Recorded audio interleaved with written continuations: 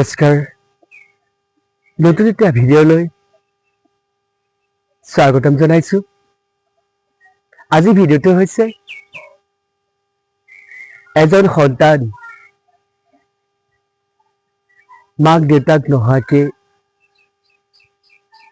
কিমান বুজি পায় তাকে ক'বলৈ আগবাঢ়িছো আৰু মাক দেউতাকৰ লগত থাকি কিয় বুজি নাপায় সেইখিনি ক'বলৈ বিচাৰিছো যিসকল পুত্ৰ আমাৰ মাজত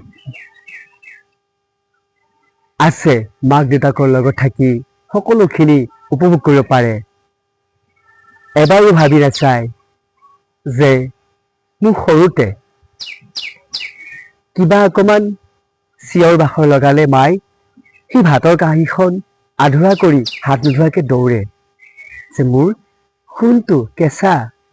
দেহাটো বাবাটো জীৱটো কিবাই কামুৰিলে নেকি আপোনালোকে এবাৰ ভাবি চাওক তেতিয়াহে আপোনালোকৰ মাজৰ পৰা বৃদ্ধাশ্ৰমবোৰ নাইকিয়া হৈ যাব অলপ ভাবক সৰু কথাখিনি আৰু আমি পৃথিৱীত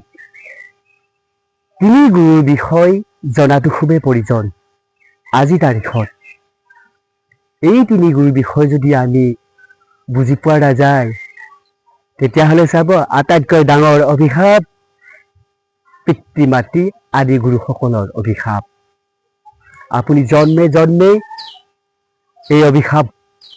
পাই আহিব আপুনি যেনেকৈ বৃদ্ধাশ্ৰমত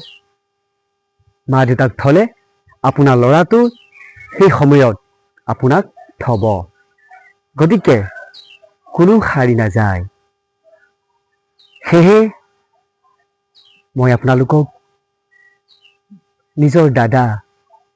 ভাতৃ বুলি অনুৰোধ কৰিছোঁ আপোনালোকে সেই ভাৱটো কোনো কালেই নল'ব সেই সৰু কথাখিনি এবাৰ ভাবি চাওক যে মায়ে কিমান কষ্ট কৰি আমাক ডাঙৰ দীঘল কৰিলে আজি মা দেউতাৰ কাৰণে আজি SP DSP মেজিষ্ট্ৰেট SI হাকিম উকিল হ'ব পাৰিছোঁ গতিকে মোৰ দুখ লাগে সেইবোৰ দেখি পৰিচয় দিছোঁ মই এজন মাউৰা ল'ৰা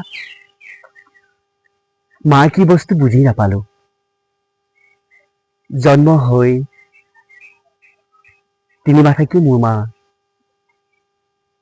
বিদায় ল'লে এই পৃথিৱীৰ পৰা কিন্তু আগত কান্দিছিলোঁ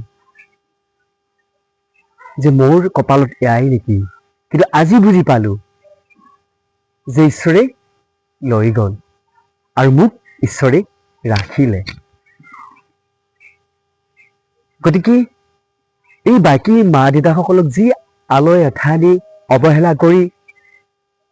অপব্যৱহাৰ অনাদৰ কৰিছে মোৰ দুখ লাগে গতিকে আশীৰ্বাদ বিচাৰিছোঁ এদিন যাম সেইসকল আপোনালোকৰ মা নহয় আপোনালোকৰ দেউতা নহয় মোৰ মা আৰু মোৰ দেউতা মই আশীৰ্বাদ বিচাৰিছোঁ অসমবাসী ৰাইজৰ যাতে মই এদিন সেই মা দেউতাসকলৰ আশীৰ্বাদ চৰণ সেৱা কৰিব বিচাৰোঁ আৰু মই পুত্ৰ হিচাপে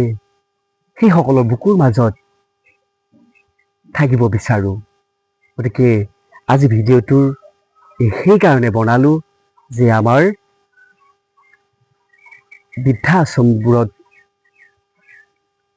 সেই মা দেউতাসকলক থৈ দিয়াৰ বাবে আজি এই ভিডিঅ'টো বনাইছোঁ আৰু আশীৰ্বাদ বিচাৰিছোঁ যাতে সেই মা আৰু দেউতাসকলৰ চৰণ সেৱা কৰিব পাৰোঁ গতিকে অনুৰোধ জনাইছোঁ এই পৃথিৱীত যেতিয়া আমি আধ্যাত্মিক জ্ঞান নল'ম তিনি গুৰুৰ বিষয় নাজানিম তেতিয়া আমাৰ এই বৃদ্ধাশ্ৰমবোৰ মোৰ মা বা দেউতাক থ'বলগীয়া হৈ যায় যদি আমি এই কথাখিনি বুজি পাম তেতিয়া চাব বৃদ্ধাশ্ৰম নাইকিয়া হৈ যাব। কেৱল হ'ব কি আশ্ৰম কৈ দিছো দেই, কিন্তু কেৱল হ'ব যিসকলে নেকি দেখা নাপায়, যিসকলে অলৈ তলৈ যাই খাব নেপায়, চুচৰি ফুৰে, সেইসকলকহে সেই ঠাইত প্ৰযোজ্য, সেই ঠাইত ৰখাটো দৰকাৰ হয়। গতিকে আমাক ইমান সুন্দৰকৈ ডাঙৰ দীঘল কৰি ঘৰ দুৱাৰ আমাক বনাই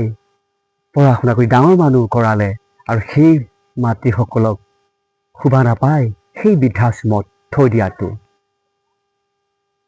আজি সেইকাৰণে এই ভিডিঅ'টো আপলোড দিলোঁ, আৰু মনত অকণো আপোনালোকে দুখ নাপাব। মই আপোনালোকক নিজৰ ভাতৃ, নিজৰ দাদা বুলি কথাখিনি জনাইছোঁ। কাৰণ অলপ আগত কৈ গৈছিলোঁ, যি সন্তানে নেকি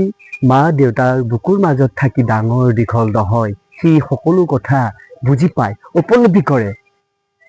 সেইকাৰণে আজি এই পৰিচয়টো দিলোঁ। মই বুলি অহংকাৰ হয়, তথাপিতো অভাজনে কৈছোঁ, মা গাখীৰ খাই নাপালোঁ। গতিকে আজি প্ৰকাশ কৰিলোঁ, আৰু আপোনালোকৰ যাতে ভগৱানে সুমতি সুজ্ঞান দিয়ে, আৰু সেই মা দেউতাসকলক বৃদ্ধাশ্ৰমলৈ ঠেলি নিদি নিজৰ ঘৰতে ৰাখি শৰণ সেৱা কৰে, সেই কামনাৰে সেৱা জনাই আজি ভিডিঅ'ৰ পৰা বিদায় লৈছোঁ। ধন্যবাদ।